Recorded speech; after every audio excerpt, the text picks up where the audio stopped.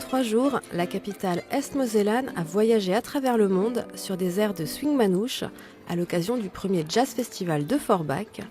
Les avertis le savent, la ville compte bon nombre de musiciens exceptionnels, de Dorado Schmidt à Onno Winterstein en passant par Thibaut Merstein, pour ne citer qu'eux, des artistes dont le talent est reconnu à travers le monde, mais qui chez eux n'avaient pas encore eu de scène à leur mesure.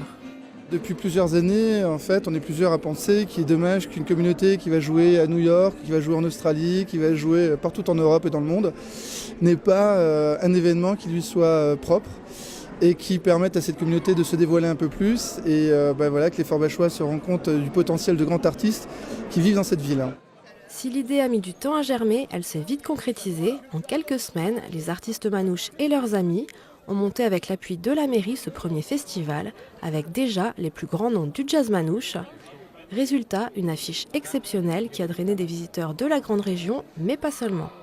Les gens sont achetés des billets depuis les États-Unis, depuis la Suisse, depuis la Belgique.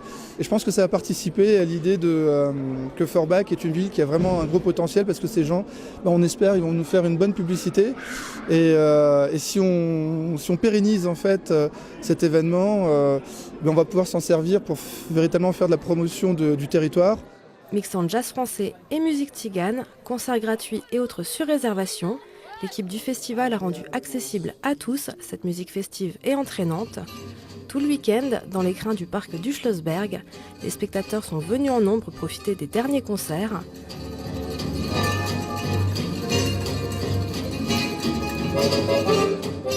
Marcel Lefleur,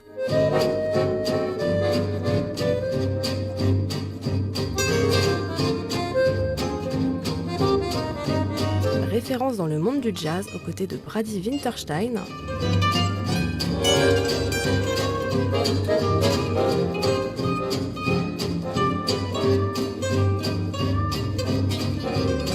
Pour finir, c'est Birelli Lagrène qui a enflammé la salle du Burghof. Un final en apothéose avec ce virtuose de la guitare électrique.